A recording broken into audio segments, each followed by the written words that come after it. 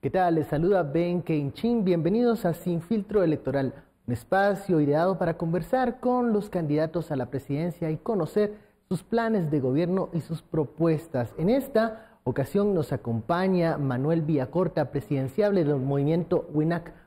¿Qué tal? ¿Cómo está, Manuel?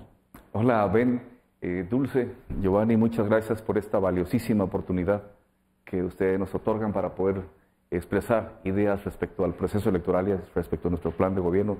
De nuevo, muchas gracias por la invitación. Ya el doctor Villacorta lo adelantaba, nos acompañan en esta mesa de periodistas. Dulce Rivera, periodista de política. ¿Qué tal, Dulce? ¿Cómo estás? Bien, gracias, Ben. ¿Qué tal? ¿Cómo están? Un gusto estar con ustedes acá. Gracias. También nos acompaña Giovanni Contreras, editor de actualidad y conocedor de temas políticos. ¿Qué tal, Giovanni? ¿Cómo estás? ¿Qué tal, Benkei? ¿Cómo están todos? Buenas tardes a los televidentes. Interesante plática la que vamos a tener hoy. Y comenzamos esta conversación con una pregunta directa. ¿Cuándo, por qué decidió lanzarse a la presidencia, doctor? Ok, debo decirte, Ben, que siempre he estado vinculado con la academia, con el estudio de la ciencia política, la sociología, y eso me permitió conocer muy bien el proceso, el sistema político nacional. Siempre lo estudiamos a profundidad y determinamos que era un sistema político perverso, corrupto, sesgado a favorecer a grupos que no representaban los intereses nacionales. Entonces fue surgiendo una especie de yo no puedo participar ahí por lo que eso es, por lo que eso implica. Que le pasa a muchos ciudadanos honestos, ¿verdad? Pero el estado de degradación, el estado de destrucción del país, de sus instituciones, la calidad de vida de la mayoría, y nos hizo obligarnos a decir, este es el momento en que es una reserva del país, tiene que participar. ¿Vale la pena abandonar la academia para entrar a esa arena política? Sí, vale la pena, Ben, porque creo que nosotros venimos a constituir una verdadera opción para el cambio en Guatemala. Entonces, nos decidimos a participar. Y te puedo decir que mi experiencia de haber aceptado y empezar a trabajar conjuntamente con el movimiento político WINAC es única. Realmente es algo maravilloso que no termina de sorprenderme y a veces me pregunto qué privilegio tuve como para haber tenido esa posición que obviamente implica una responsabilidad tremenda porque hay tanta gente joven, pujante en el partido trabajando, tanta esperanza en que vamos a ganar, que realmente eso depende de los candidatos presidencial, vicepresidenciales. Es que estoy muy contento con eso y muy satisfecho. Usted mencionó que el sistema político actual pues es corrupto y perverso. Entonces, ¿cómo cree que se puede hacer política en este sistema? Bueno, mira, yo creo que nos animó, de verdad, las reformas a la ley electoral del 2016, que no fueron reformas contundentes como se hubiera querido, ¿no? Vimos que la partidocracia corrupta se encargó de bloquearlas hasta donde pudo. Pero el hecho de que todos los partidos políticos compitamos con un mismo presupuesto, asignado por el Tribunal Supremo Electoral, viene a equiparar esa competencia. Ya no tenemos partidos que gastan 80 millones y partidos pequeños que no pueden hacerlo, porque inciden. Eso nos anima, y nos anima a saber que nosotros llevamos un liderazgo nuevo, un liderazgo muy experimentado, comprometido con el país, con hechos, un liderazgo al cual no se le puede cuestionar nada en el tema de la corrupción, y nos anima a saber que la población guatemalteca aún en esos niveles de desencanto en que se encuentra, porque lo sabemos, quienes están escuchando en este momento, una gran mayoría no cree en la política, producto de lo que hizo esa partidocracia corrupta. Pero nos anima a saber, ya lo estamos palpando, que se está empezando a levantar ese sentimiento de organizarse y de participar. Entonces, nuevo liderazgo y una sociedad participativa sí nos augura que el futuro será nuestro. ¿Y por qué con el partido WINAC? Mira, tradicionalmente, desde siempre, yo he tenido una tendencia comprometida hacia las causas justas, las causas sociales. Y sé que Guatemala es un país en donde la distribución del ingreso ha sido inhumana, en donde las grandes mayorías han estado marginadas, porque desde el 54 a la fecha no ha habido gobiernos que se preocupen por un verdadero desarrollo socioeconómico para las mayorías. Mi tendencia siempre ha sido esa. Yo no podía participar, y lo digo claro. WINAC es un partido que se crió en las aldeas, en los cantones, en caseríos del altiplano. Ahí los compañeros hace 14 años con sus documentos en un comité de proformación de partido lo iniciaron. Es un partido que sí nace en las entrañas del país. No es un partido de cartón, tampoco es un partido creado en los penthouse de los edificios lujosos con fines deliberados. No, es un partido de pueblo. Entonces me identifico con ellos. Y el proceso de selección mía, miren, y eso sí quisiera comentárselos, fue muy, muy bueno. Es decir, primero me ofrecen la precandidatura y tengo que hacer una gira por todo el país para tener reuniones con las autoridades ancestrales mayas, grupos de mujeres, grupos de profesionales, la juventud maya, grupos indígenas, gente garífuna también que está en el proyecto, bajo, digamos, el sano pretexto de que yo les diera una plática sobre coyuntura nacional. Luego el partido hizo una evaluación general, me citan y me dicen, Manuel, en términos generales hay mucha aceptación con usted, queremos proponerle entonces formalmente la candidatura para que usted sea nuestro candidato a la presidencia. Fue una candidatura transparente, democrática, y eso me animó a cerrar definitivamente esa alianza. Don Manuel, ¿qué tantas posibilidades creen que tienen ustedes de ganar, de llegar a la primera magistratura del país? Si bien usted menciona que las reglas aprobadas en 2016 ya dan un poco de equidad entre los partidos políticos, hay muchos candidatos que llevan 8 o 12 años haciendo campaña política. Bueno, yo te diría que eso se sustenta, nuestro triunfo se va a sustentar básicamente en que la población guatemalteca es una población muy experimentada en el tema político. Y siempre defendí desde la cátedra que los guatemaltecos y guatemaltecas tenemos mucha experiencia en el tema político.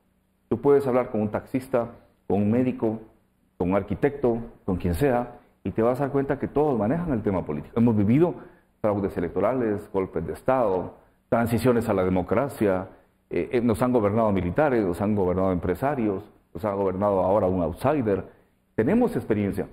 Precisamente eso creo yo que guarda la riqueza del potencial que tenemos. No solo porque el partido se está expandiendo mucho a nivel de base social, estamos muy contentos, sino porque la población, esta vez estoy totalmente convencido, sí va a entender que la política importa. Es una decisión de vida o muerte durante los próximos 4 años. Y la población va a poder seleccionar, va a poder escoger entre esa partidocracia corrupta, esas caras que han llevado al país a la debacle, a la pobreza, a la insatisfacción, a la tristeza, y caras que pueden ofrecer el cambio. Ahí radica nuestra fortaleza, Dulce, y estamos convencidos de que vamos a ganar las elecciones en Guatemala. Estamos convencidos. ¿Cuál sería la diferencia entre todos los gobiernos que ya han estado con los presidentes que usted mencionaba, militares, empresarios, con su persona? La diferencia es que estos gobiernos fueron impuestos por élites que vieron en ellos la gran posibilidad de trabajar conjuntamente para saquear el Estado, para secuestrar las instituciones. Jamás ha habido política pública. Es que en Guatemala es triste cuando preguntamos, ¿recuerdas alguna política pública bien sustentada en el tema de vivienda popular? No. ¿Sobre educación? No. ¿Sobre salud? Tampoco. No ha habido políticas públicas. Es que de hecho no ha habido gobiernos, tampoco ha habido política, ni ha habido partidos políticos. Lo que había sido una partidocracia corrupta que degeneró la política y que le hizo creer a la población que la política era mala, cuando la política es, de hecho, la más maravillosa de las ciencias. Tú llevas desarrollo a una comunidad a través de la política. Por esa razón creemos que la diferencia entre esas agrupaciones y nosotros es abismal. Surgimos en el seno del pueblo, nuestra propuesta es una propuesta concreta, sincera, y la población reitero, va a saber escoger con precisión quién puede y quién no puede dirigir los destinos del país durante los próximos 4 años. A ver, don Manuel, hablemos de la propuesta que usted dice que puede despertar interés en la población. ¿Cuáles son los ejes principales de su programa de gobierno? Ok, mira, nosotros tenemos un plan de gobierno denominado Plan de Gobierno 2013. El número 13 es un número muy simbólico en la cosmogonía maya, pero son los 13 ejes fundamentales en los que vamos a operar. Pero tenemos, diríamos, una especie de un cuadrante superior, para facilitarte la respuesta, que va por la vía de, 1, nosotros vamos a trabajar, afortunadamente ganamos las elecciones y vamos a tener unos meses para poder implementar contrarreloj eso, una política de desarrollo socioeconómico con énfasis en el combate a la pobreza. Eso es nuestra obsesión. Una política pública de desarrollo socioeconómico con énfasis en combatir la pobreza. Eso es lo primero, lo que urge, porque en este momento hay gente que no está comiendo en este país, y son mayorías. Lo segundo, nosotros queremos hacer una profunda reforma del Estado, transformar ese aparato perverso, corrupto, inútil, que no funciona. Y al modificar la estructura del Estado, estamos modificando todo lo que es el organigrama de instituciones gubernativas, los ministerios. De ahí van a surgir las políticas específicas en cada campo importante, educación, salud, infraestructura, vivienda, en fin. Otro aspecto que nos interesa muchísimo, pero muchísimo, es el tema de las inversiones. Nosotros sabemos que no vamos a llegar lejos si no tenemos inversiones internas y externas. Ahora, lo que sí tenemos que dejar claro es que el movimiento político WINAC está muy abierto a las inversiones, creemos en eso, pero sí le vamos a decir al inversionista, usted va a encontrar en nosotros un motor de desarrollo, un eco a su interés de invertir. Pero señor inversionista, se va a sujetar a lo siguiente. 1, usted va a pagar impuestos como los tiene que pagar, si quiere. 2, va a pagar salarios justos, porque aquí no va a haber más explotación laboral. Y 3, señor inversionista, renuncie a la idea de cooptar el Estado. No vaya a sugerirnos un suministro de economía, un suministro, porque aquí no funciona eso. El aparato público va a responder a la elección que hizo nuestro pueblo, y ustedes eso. Y también pues queremos trabajar un eje que es fundamental, y es el eje de la infraestructura. No podemos tener desarrollo socioeconómico, reforma del Estado e inversiones si tenemos la infraestructura actual. Vamos a estar fuertemente en ello. Don Manuel, pero cuando usted me habla de llamar a la inversión extranjera o nacional, muchas veces los partidos de corte de izquierda alejan la inversión. ¿Qué responde usted a esas críticas o a quienes piensan que un partido de izquierda no es atractivo para la inversión? Mira, no cabe duda que las tipologías son prácticas, pero a veces pueden ser dañinas. Porque cuando tú hablas de izquierda o de derecha, hablamos de la izquierda desde la perspectiva política, de la izquierda desde la perspectiva del poder popular, de la izquierda desde la perspectiva de la visión de la economía, lo mismo con la derecha. Hoy es muy común que los candidatos te digan, dígame señor Ben, ¿qué opina usted primero de la derecha y la izquierda? Para poder yo responderle, yo no voy a caer en ese cinismo. Cuando tú tienes un Estado fuerte, como tiene que ser en este país, que trabaje por las mayorías, que enfrente el desafío de sus responsabilidades constitucionales, cuando tú tienes un gobierno que va a hacer verdadera política pública, que debe exigir el pago fiscal para tener recursos para operar, se puede decir que es un gobierno de izquierda. Si eso se califica de izquierda, somos de izquierda y no tenemos temor en decirlo. Pero te reitero, las experiencias en otros países del mundo tú tienes Vietnam, tú tienes Ecuador, la inversión es fundamental y la vamos a proteger. Para nosotros es lo básico para poder crecer. Las inversiones con un gobierno como nosotros se van a sentir muy tranquilas, porque nosotros vamos a entrar a gobernar con un objetivo también, y es desmantelar, desarticular la conflictividad social, los inicios de ingobernabilidad a los que estamos llegando. Y eso a la inversión le va a generar certeza. Eso es. Vamos a la primera pausa. La etiqueta para que usted envíe las preguntas al candidato Manuel Villacorta, SF Electoral. Volvemos luego de este corte.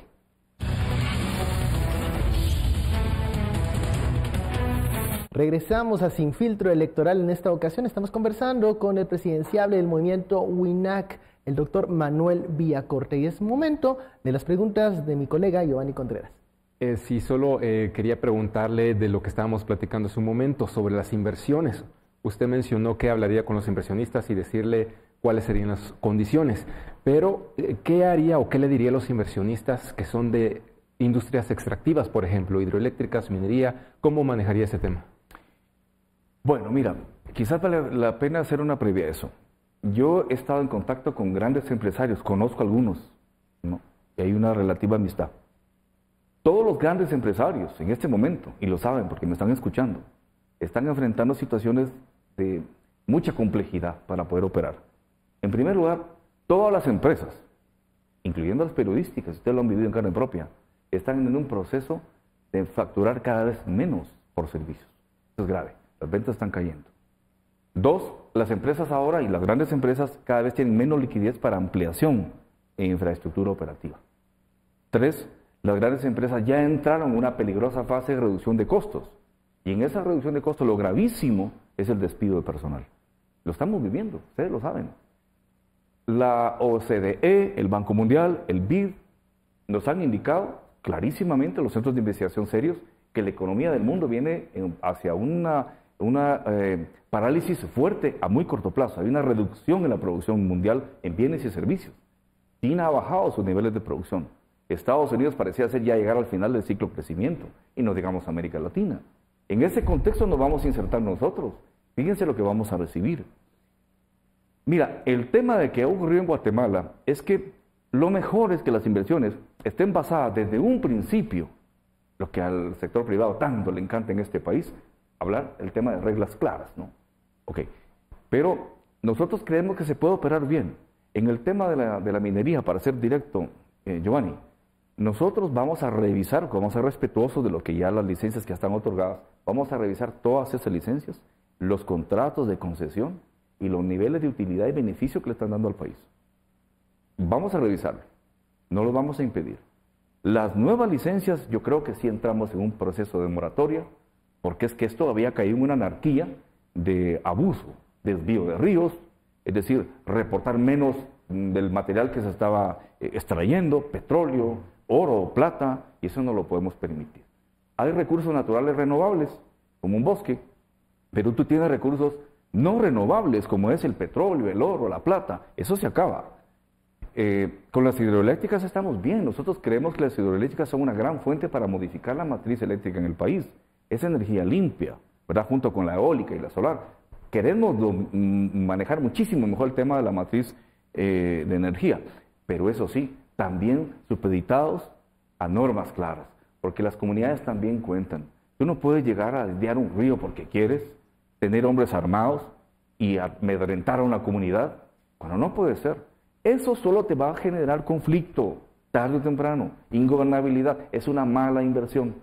Es decir, acá máxima, haz dinero, pero hazlo bien, hazlo ayudando. Entonces nuestra visión del tema de las inversiones es, las queremos, las vamos a proteger, pero en un contexto en donde el inversionista respete la cultura originaria de nuestros pueblos, respete nuestros recursos naturales, respete sus obligaciones fiscales y que renuncie a los pagos de salarios miserables que se pagan en nuestro país. Esos son los principios que vamos a manejar. Cambiamos ahora de tema para hablar de otro asunto que es bastante sensible para la población, el tema de la seguridad. Y queremos preguntarle qué piensa hacer con el Ejército de Guatemala. ¿Qué planes tiene para el Ejército? ¿Te puedo hablar de seguridad en general? Claro. Ok. Mira, nosotros hemos determinado que el tema de seguridad implica dos grandes rubros, ¿no? Lo que es la delincuencia común y delincuencia organizada, para empezar a trabajarlo como se ve. La delincuencia común se combate a través de llevar desarrollo socioeconómico a las comunidades, a través de un mejor nivel de educación para las juventudes, dotarlos de recursos para la distracción, deporte, por ejemplo. Tener una policía que se dedique a la prevención. Y sí, vamos a instituir la Policía Nacional Civil comunitaria. Se practica en Estados Unidos. Yo viví en Estados Unidos 8 años y hay muchas ideas que tengo de cómo funcionan las cosas, aún siendo tan distintos como países. Que sea una policía que surja, que emerja de la propia comunidad. Es decir, que los policías que tú tengas cuidando, los conozca la gente. Ah, es el nieto de la señora, es el sobrino de fulano, los conocemos, son una buena familia, que el policía se siente integrado a esa comunidad, orgulloso de protegerla, es esa policía comunitaria. La delincuencia común nos preocupa, pero es la más fácil de resolver. El problema es la delincuencia organizada. Ahí estás hablando de otras cosas, ¿no? Porque estás hablando de un crimen globalizado también, mafias rusas, sicilianas, carteles de narcotráfico mexicanos y colombianos. Eso es complejo. Ahí necesitamos trabajar con equipos internacionales, porque ni Estados Unidos, que es potencia, puede trabajar ese campo solo, necesita aliados. Es muy delicado. Ahí vamos a tener una Policía Nacional Civil con fuerzas de tarea muy precisas para el combate, con inteligencia, con precisión, con buen equipo para combatir el crimen organizado. El Ejército. Hay un rubro en donde el Ejército se vincula con el tema del combate al crimen organizado, y eso es prácticamente por las condiciones topográficas y geográficas del país, que solo el Ejército lo puede hacer. Nos interesa mucho que el Ejército vele por la integridad del territorio. Y hay otra cuestión que no podemos obviar. El Ejército de Guatemala, que ahora tendrá 18 o 20 mil miembros, es el único que tiene los recursos y la capacidad y la experiencia para prepararse ante contingencias por desastres naturales, por los fenómenos naturales a la vez, ¿no? Por la alta vulnerabilidad que tenemos. Son tareas que el Ejército tiene que hacer. ¿Disolverlo? No. ¿Desaparecerlo? No. ¿Limpiarlo? Sí. Porque lo digo aquí claramente frente a Abel, frente a ti, Dulce, Giovanni. Muchos oficiales del Ejército están vinculados con el crimen organizado. Y lo digo, sin temor. Vamos a limpiar ese Ejército. Porque cualquier oficial que se integra al Instituto Adolfo Hall, con ese sueño de ser militar, entra para que esa institución sea un prestigio, que tenga un espíritu de cuerpo, no para terminar siendo delincuentes. Hay que limpiarlo y lo vamos a hacer.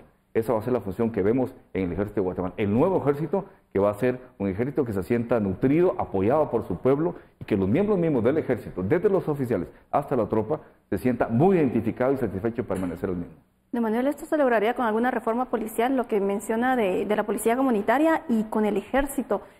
Ya algunos candidatos han mencionado que quieren volver a sacar al ejército a las calles. Mira, hay algunos candidatos ignorantes que vienen precisamente de padres que fueron dictadorzuelos, que practicaron la represión y hoy el país está peor, Dulce.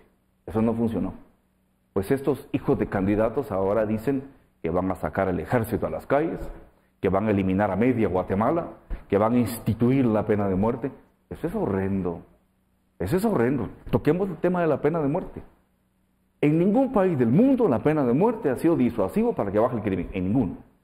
Si tú tienes en Guatemala 26 muertes violentas al día y el Estado va a fusilar a 4 personas al día, vamos a hacer un Estado carnicero ante el mundo. Y les pregunto, ¿el sistema de justicia en Guatemala, burocrático, corrupto, inepto, ineficiente, va a tener la capacidad para decidir a quién se fusila y a quién no? Ahora, después de fusilar a 10 te vas a dar cuenta que 6 eran inocentes. No procede en este momento. Por eso, y las reformas que hizo la Corte de Constitucionalidad. Pero, don Manuel, ¿reconoce que es popular el tema de la pena de muerte en la población? Nosotros le abrimos los ojos al pueblo. Le decimos, no se dejen confundir. Cualquier candidato populista y demagogo va a venir a decirles que va a sacar el ejército a las calles. Nosotros somos muy responsables y no vamos a comprometer a los oficiales y a la tropa del ejército a que en un momento dado se vea vinculada en un accidente fatal y tenga que pasar cosas como las que han pasado. Ha costado recuperar los derechos humanos, el prestigio del ejército para ponerlo en cuestión de minutos en la nada. No tiene que ser el ejército. Los candidatos que están ofreciendo pena de muerte y que vienen de padres que fueron dictadorzuelos, aquellos que dicen que van a sacar el ejército a las calles para hincar a los maderos son ignorantes, son perversos, son malintencionados, porque están jugando, ven, con el miedo que el pueblo tiene, el dolor que tiene, la preocupación por el tema de la delincuencia. La delincuencia se tiene que combatir de una forma muy técnica, muy humana, muy inteligente y con fuerza. Tampoco nos vamos a avanzar fuerza para en un momento vamos a ser implacables cuando haya que hacerlo. Bueno, don Manuel, hacemos una pausa para el momento de las preguntas y de las palabras y respuestas rápidas. Okay. Un listado de palabras y usted nos dice qué se le ocurre al escucharla. Comencemos aquí con Dulce Rivera. Claro. Minería. Revisión. Empresarios. Hacer conciencia de que este país está potencialmente dispuesto a trabajar con los grandes empresarios, pero en condiciones de equidad, de justicia. Gobierno. Un gobierno popular, eficiente, transparente, no corrupto. Ejército. Reconversión del ejército, un nuevo espíritu militar, un ejército que está al servicio de su pueblo. Pueblos indígenas. Reconocimiento a sus derechos, reconocimiento a los daños que históricamente durante 500 años les hizo el Estado, desde la violencia, desde el despojo, la marginación y el racismo. Rigoberta Menchú. Un ejemplo para el mundo. Aborto. No estamos de acuerdo con el aborto. Consulta comunitaria. Fundamental, la consulta comunitaria vinculada con la revocatoria de mandatos, para que eso precisamente garantice democracia popular representativa. Del Maldana. Un intento por combatir la corrupción, pero que lamentablemente no logró concretar un sistema de justicia sólido y funcional en el país. Ideología de género. Fundamental desde el principio de conquistar el derecho de la mujer, posicionarla como ser humano, pero sí nos negamos a la exacerbación de posiciones que ya generan una especie de machismo feminista contra el cual sí estamos en contra. Seguimos con la palabra sindicatos. Fundamentales en sociedades democráticas, en donde vienen a hacer una especie de fiscalización y filtro de correlación de fuerzas con los capitales y los empresarios para que todo funcione mejor. Constitución. Reforma a la Constitución. Tenemos que hacer reformas a la Constitución. Ley de aguas. Urgente y necesaria. Programas sociales. Fundamentales, tanto los programas asistencialistas a aquellas comunidades pobres que les urge asistencialismo y programas sociales productivos temporalmente delimitados. Iglesia. Fundamental, la formación espiritual en un país, aunque haya desarrollo económico, si no hay formación espiritual, es una sociedad que tarde o temprano llega al colapso. Derecha. Una posición intransigente que durante los últimos 50 años ha desgobernado Guatemala y es la responsable directa de la situación en que estamos. Sí, sí. Fundamental. Regresará con nuestro gobierno más fortalecida y bajo un proceso de cambio vinculado con el fortalecimiento del sistema de justicia. Pobreza. A combatirla. Es nuestra obsesión. Educación. Fundamental. Tenemos que educar a nuestro pueblo desde todas las concepciones integralmente. La educación es dinámica, no termina. Vamos a apuntalar todos los modelos educativos que podamos. Y libertad de expresión. Fundamental. Un país que no tiene libertad de expresión lo ha perdido todo. Bueno, terminamos así este ejercicio de ping-pong. Vamos a la pausa, regresamos con más de esta entrevista con el presidenciable del movimiento WINAC, el doctor Manuel Villacorta.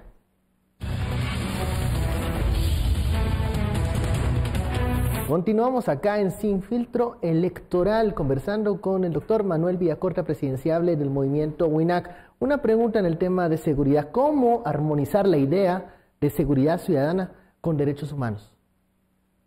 Bueno, los derechos humanos, tienen que estar presentes en todo.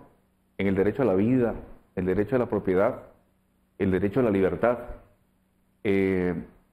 Como tradicionalmente venimos de una sociedad autoritaria, vinculamos que la seguridad tiene que ser de golpe, de choque, represiva, y creemos ahí no puede haber derechos humanos. La seguridad no tiene por qué violentar los derechos humanos. No solo de la población, también tienen derechos humanos los policías y los militares. Ahora, pero ¿qué responde usted, doctor, a los candidatos que dicen no derechos humanos a delincuentes, a los victimarios, aquellos que han cometido actos violentos contra inocentes? Es una tergiversación perversa. Meter el tema de derechos humanos con alguien que ha delinquido. Quien ha delinquido per se, aquí y en cualquier parte del mundo, donde hay un sistema de justicia justo y cumplido, pierde todas sus garantías ciudadanas. En principio tiene que ser recluido en una prisión. Pierde la libertad, el derecho a la expresión, a la organización, a la participación política. Estos candidatos, vuelvo a decirte, están recurriendo a una perversa trama de demagogia para confundir a la población, sabiendo que la población está urgida de que se combata y se termine el delito. Son candidatos que no conocen este país y nos vamos a encontrar con ellos en los foros. Ahí la población va a poder saber quiénes conocen el tema y quiénes son unos usurpadores, abusadores de la problemática nacional para generar miedo. Giovanni. Ahora también para cambiar de tema y entrar a la lucha contra la corrupción, que también ha sido un tema importante en los últimos años. ¿Qué planes tiene para luchar contra la corrupción? Mira, la corrupción es un problema global. La Organización para la Cooperación y el Desarrollo Económico, la OECD, desde el 2011, hizo una carta internacional firmada por muchos países en donde el compromiso era luchar contra la corrupción. Aquí los sectores corruptos y tradicionales te vinieron a decir que la CICIG tenía una tendencia política ideológica, que la CICIG había venido a retener el crecimiento de la economía. En fin, se jugaron con elementos precisamente como tú planteabas, Ben, para confundir a la población. Nosotros creemos que la corrupción es criminal. Creemos que la corrupción es una tragedia social. Déjame decirte, dentro de la composición del gasto público, tú tienes un 75% de esos ahora, 80.000 millones de quetzales, el 75% se va para el pago de la burocracia, para funcionamiento. Te queda un 25% que tienes que dividirlo en dos, para pagar el servicio de la deuda externa, que ni siquiera es el pago capital. Es como cuando tú en tu tarjeta de crédito pagas el pago mínimo, no ganas nada. Y lo poquito que queda, 10.000, 11.000 millones, para inversión pública. ¿Qué haces con eso? Y encima de ello, esos 11.000 millones, 3.000 millones, 4.000 millones, se quedan en las manos, en las bolsas de los corruptos.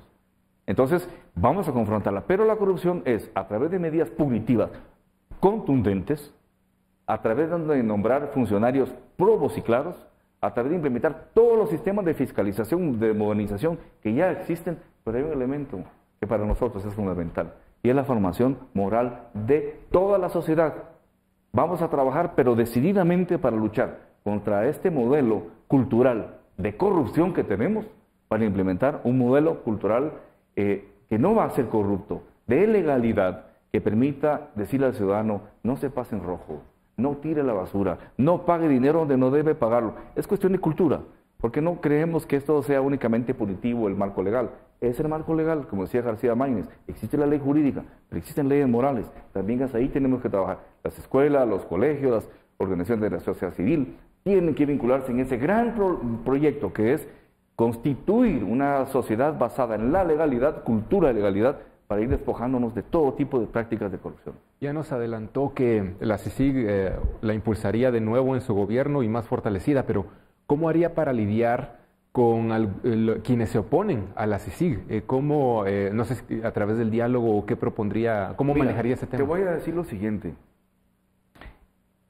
Todo lo humano es perceptible de ser mejorado, ¿verdad? Esta experiencia que tuvimos con CICIG fue muy buena, porque eso sí tuvo éxitos que realmente son incuestionables. No podemos ir en contra de lo que logró. Gracias a eso son estas reformas también. Pero CICIG realmente tiene que dedicarse a investigar el crimen. Una vez lo investigue, tener las pruebas, trasladarlas al Ministerio Público para que persista en ese proceso de investigación y de persecución penal. CICIG hizo lo que tenía que hacer. Lo que no se hizo, y son estos grupos de poder los que se encargaron de que no se hiciera, fue modernizar, eficientar el sistema de justicia. Ahí estuvo el problema.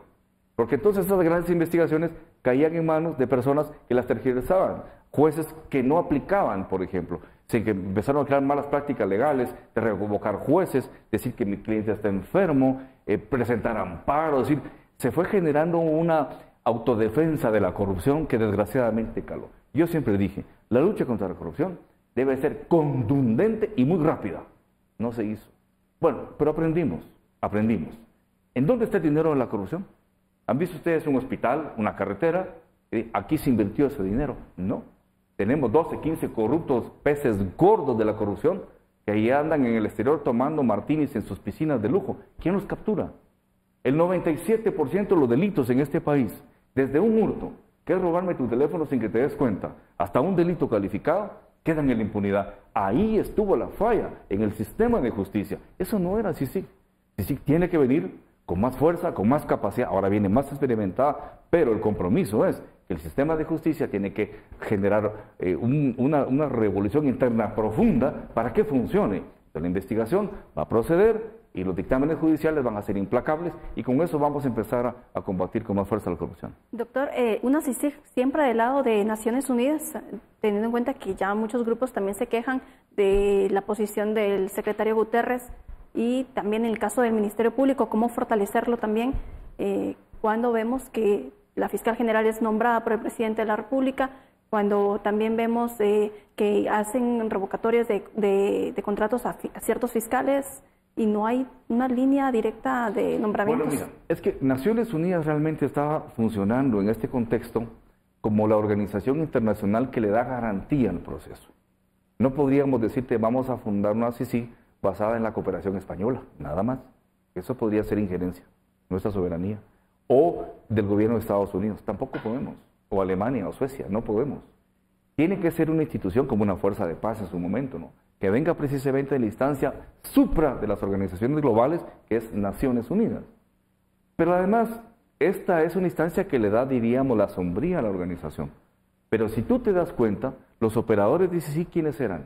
Uruguayos, chilenos, estadounidenses, puertorriqueños, españoles, todos aquellos especialistas en el tema del combate a la corrupción, a la investigación criminal, que se articularon en la CICIG. Tiene que seguir siendo con Naciones Unidas por cuestiones de soberanía. La cooperación de CICIG realmente no fue que Naciones Unidas per se la diera, fue a través, si tú ves, de la cooperación de los aportes que hizo el gobierno de los Estados Unidos, el gobierno de España, el gobierno de Alemania, los países nórdicos, va a ser bajo el mismo perfil. Sabemos que así tiene que ser. Todos aquellos que cuestionan ese modelo son aquellos que se beneficiaban de un sistema corrupto, que precisamente renunció a cumplir con las obligaciones constitucionales que todo gobierno tiene y las instituciones del Estado, aún las autónomas, en función de cubrir las necesidades de nuestras mayorías que han estado abandonadas. Doctor, yo quiero abordar el tema de la desnutrición. Usted hablaba en uno de sus principales ejes, el combate a la pobreza. ¿Con qué herramientas usted va a combatir la desnutrición? ¿Qué tipo de programas? ¿Cuál va a ser el monto que usted va a invertir en un tema que ya está sobrediagnosticado en nuestro país, pero pareciera que no tiene la fuerza suficiente para ponerle fin? Sí, mira, ven, esto es una vergüenza, es algo que llora sangre en el país, saber que el 70% de nuestros niños padecen de desnutrición y una gran mayoría con desnutrición crónica. No se puede aceptar, no se puede aceptar. Vemos gobiernos irresponsables a los cuales simplemente no les importa, derrochando recursos cuando la gente se está muriendo en el corredor seco.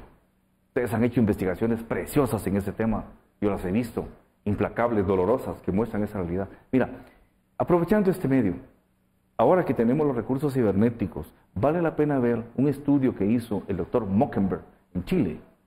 Él vino y puso a un niño bien alimentado, apuntado en un cuarto oscuro con una lámpara muy fuerte y la encendió. Lo único que se vio fue un perímetro alrededor de la cabeza del niño, como si fuera un eclipse.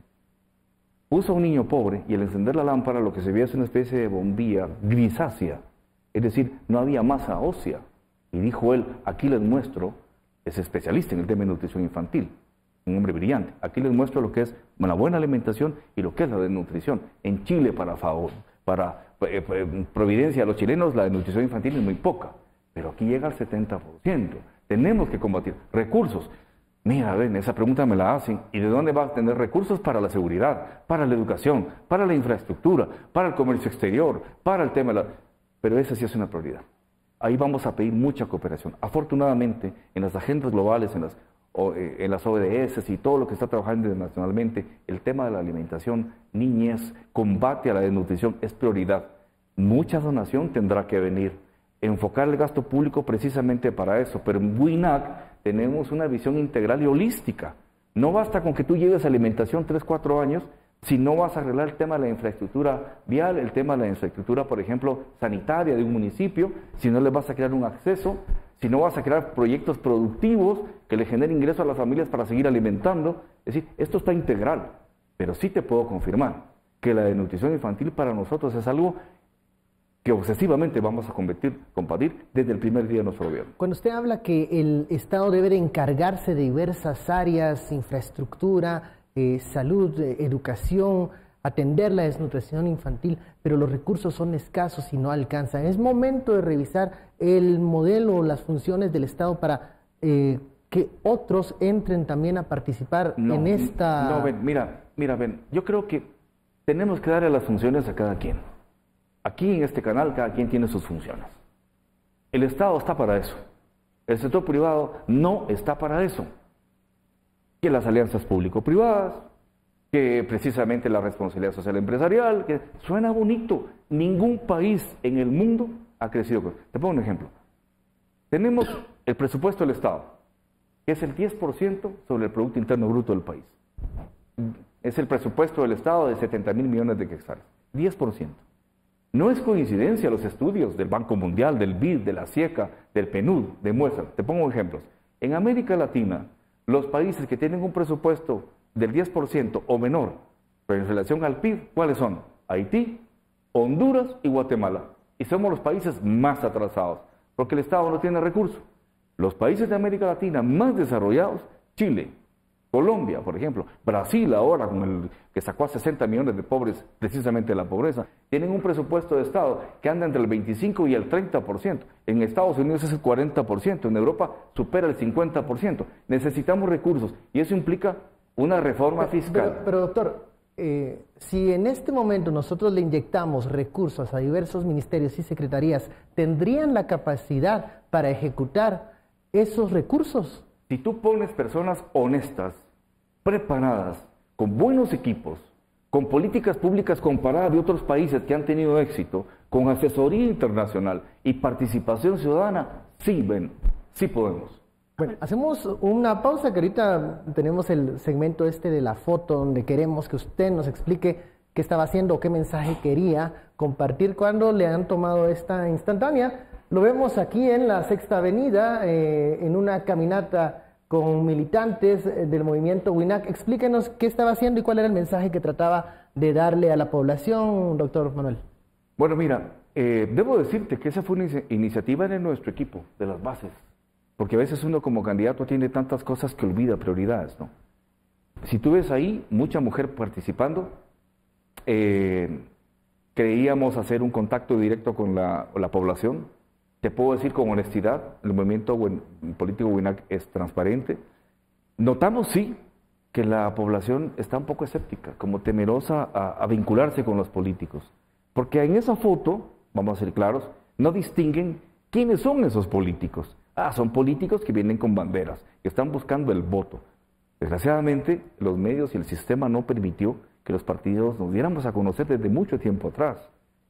A ese nuevo liderazgo que ustedes ven en la foto, le corresponde ganarse la confianza del pueblo en menos de 3 meses. Decirles, aquí está la diferencia del cambio. Y ahí vamos, como le hemos hecho en todos los departamentos del país. Pero esa foto es emblemática y hay una muy linda además, no sé si ustedes la tienen, de cuando fuimos a inscribirnos, en donde tenemos a población garífuna, tenemos a indígenas, chincas, gente joven, gente de la diversidad sexual, que hay gente que se siente que se desgarra las vestiduras de la doble moral.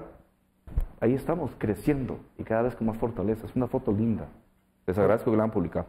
Bueno, doctor Villacorta, vamos a una pausa. Regresamos con más de este Sin Filtro Electoral. Volvemos.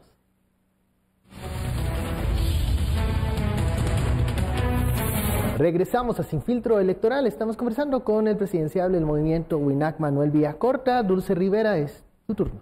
Gracias, Ben. Y bueno, estamos viendo algunos comentarios ya en Facebook de las personas que nos sintonizan. Generó todavía duda acerca del tema anterior que usted tocaba de cómo generar más ingresos para el Estado. ¿Se hablaría de aumentar los impuestos, generar más impuestos?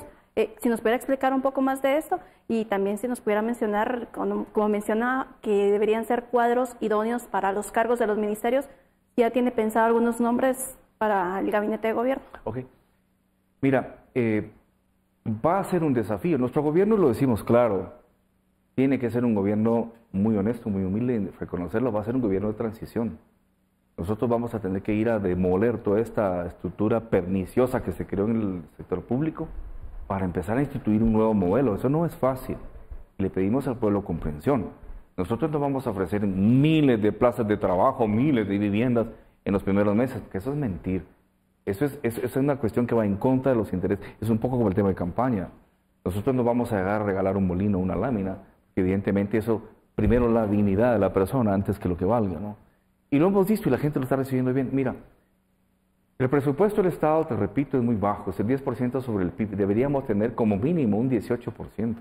¿Cómo vamos a hacer incrementarlo?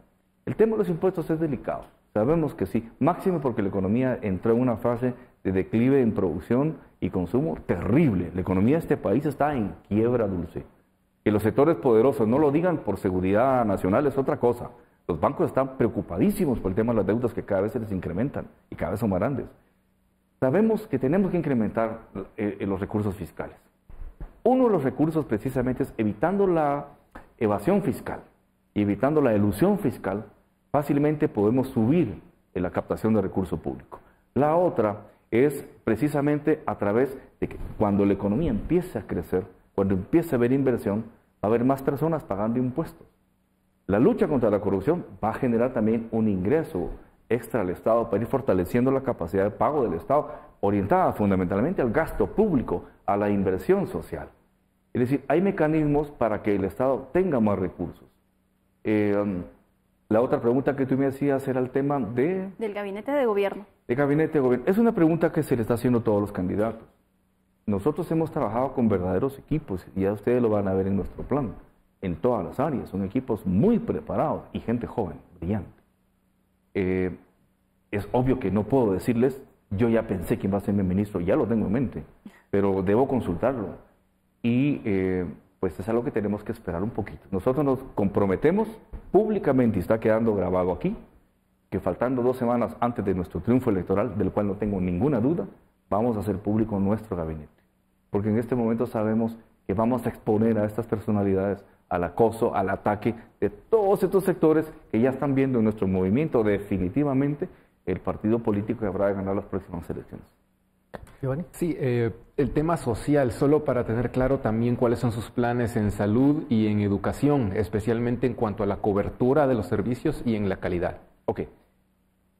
Mira, en el tema de salud, en Guatemala hay en este momento aproximadamente 24,000 médicos graduados, pero están siendo activos quizás 15,000 o 16,000 activos, de los cuales, mira qué dramático esto, el 70% están concentrados en la ciudad y no los tienes en el interior.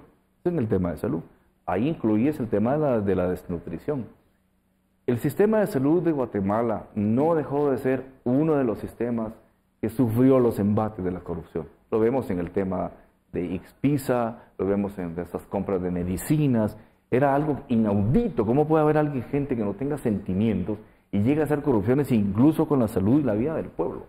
Por supuesto que esto tenemos que trabajarlo y lo tenemos contemplado. Nos inquieta mucho y vamos a trabajar fundamentalmente el tema de la salud preventiva, ¿verdad? Porque eso es fundamental. Ahorras mucho más con salud preventiva y atención a la salud que atendiendo enfermedades.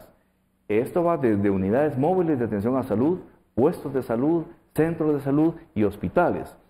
Es otro de los grandes desafíos que tenemos, pero estamos convencidos de que hay recurso humano, hay cooperación internacional para que se pueda combatir. Pero finalmente les aclaro esto, el tema de la salud. La salud nosotros no la vemos como algo aislado, es algo holísticamente integrado con el desarrollo que tienen que llevar otros ministerios a las comunidades. Repito, infraestructura, seguridad, inversión. Entonces vas constituyendo desde las bases un ataque a la enfermedad para que la salud se consolide en el país. ¿Y en educación? Mira, nosotros queremos, conjuntamente con el organismo legislativo, instituir, crear y poner en práctica una ley general de educación. La educación en Guatemala es pésima. En este momento hay más de 2 billones de niños guatemaltecos expulsados del sistema educativo.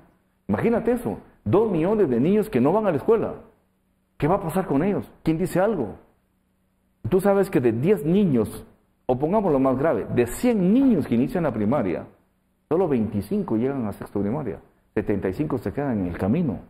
Tú ves que los modelos educativos son pésimos, las pruebas en matemática y lenguaje demuestran que estamos pésimamente preparados. Te vas a la educación privada, un libertinaje total, cualquiera pone un colegio privado en una esquina, en un garage, al final se roban los títulos, se desaparecen y dejan a los jóvenes sin papeles. Esto no puede seguir así.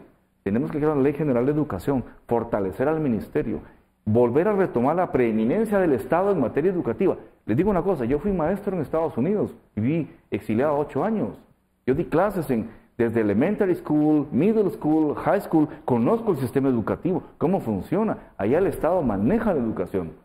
También nosotros tenemos que empezar a hacer eso. Y estoy seguro también que lo vamos a poder hacer bien. A ver, don Manuel, usted habla de recuperar la preeminencia del Estado en el tema de educación, pero en esa materia existen personajes como Jovial Acevedo, como el sindicato del magisterio. ¿Cómo va a ser su relación con los sindicatos? ¿Qué va a hacer usted en relación a los pactos colectivos, algunos que no se pueden pagar por falta de ingresos?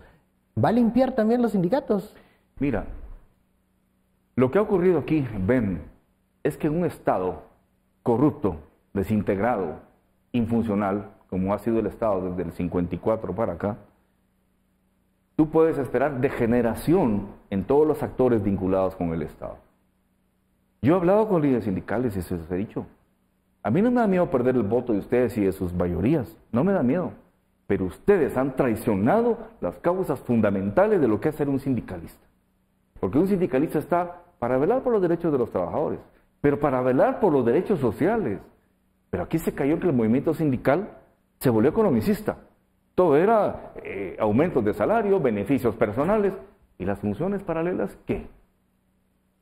Mira, sabemos que los pactos colectivos, algunos son aberrantes, que malos líderes se aprovecharon de las circunstancias para politizarlos, para ponerse al servicio de la partidocracia corrupta y los gobernantes de turno, para favorecerlos en momentos de coyuntura política álgida. Lo vamos a combatir y lo vamos a enfrentar. No hay nada imposible.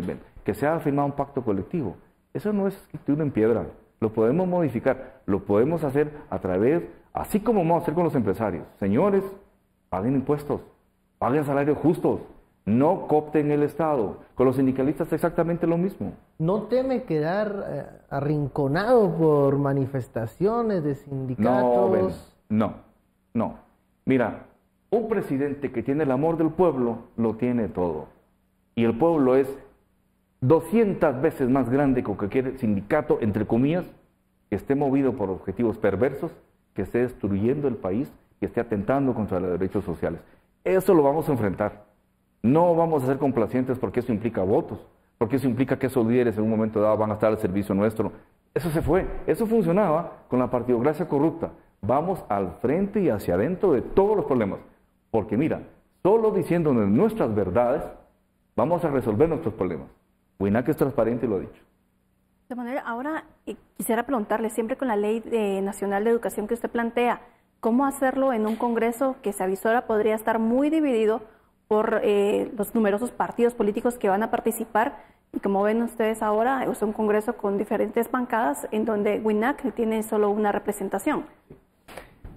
Dulce, esa es una buena pregunta. Nosotros sabemos perfectamente bien que lo tenemos todo en contra. Un partido político que realmente asuma esta responsabilidad sabe que lo tiene todo en contra. Un Estado decrépito, corrupto, no hay recursos, problemas impresionantemente grandes, una población desencantada que solo exige soluciones, con una vocación a poca participación. Todos hablamos de derechos, pero no hablamos de obligaciones. Mira, sabemos lo que eso es y lo platicamos con la dirigencia de WINAC. ¿Vamos a enfrentar esta coyuntura así? Nosotros que tenemos que hacer un cambio cuando no somos los responsables de esta tragedia, sí, la vamos a enfrentar porque somos los únicos. Mira, nosotros creemos que vamos a ganar la simpatía popular para emplazar al legislativo. Tenemos confianza en que va a llegar fuerza nueva al Congreso con la cual se va a poder hablar. Pero si desgraciadamente ese Congreso, en el próximo Congreso, vuelve a prevalecer el poder de la partidocracia corrupta, tenemos los recursos sociales y legales para presionarles para hacer esos cambios. En ese sentido, no nos tiembla el pulso para hacer todo lo que sea necesario para salvar a la víctima, y la víctima se llama Guatemala. De sus 2 minutos para el mensaje a la audiencia. Yo le digo al pueblo de Guatemala que desde el movimiento político WINAC, nosotros como equipo entendemos que el pueblo está lesionado, que está herido, que está triste, decepcionado, que entendemos esa apatía, lo sabemos. Le pedimos encarecidamente al pueblo de Guatemala que estos espacios tan mínimos que se nos están dando en el proceso para poder expresarnos los valoren, que el día de las elecciones se levanten con alegría, con entusiasmo, que lleven a sus familiares, que por favor no desperdicien su voto, que busquen, que analicen quiénes somos los candidatos, que busquen nuestro pasado y que emitan el voto por el movimiento político WINAC, la única alternativa en este momento para que Guatemala pueda hacer una transformación es el movimiento político WINAC. ¿Qué pido? El voto del ciudadano, el compromiso del ciudadano hacia nosotros, porque entonces sí nos vamos a sentir que esta lucha que hemos hecho ha tenido correspondencia. Y claro, nos viene el gran desafío. Ganar las elecciones, ven, para nosotros va a ser lo más fácil. Gobernar va a ser lo más difícil. Bueno, hemos llegado al fin de esta entrevista. Muchísimas gracias, doctor Villacorta, por aceptar esta invitación. Gracias. Colegas, muchísimas gracias por enriquecer este diálogo de Sin Filtro Electoral. A usted, gracias por su preferencia y sintonía. Esto fue Sin Filtro. Nos vemos mañana.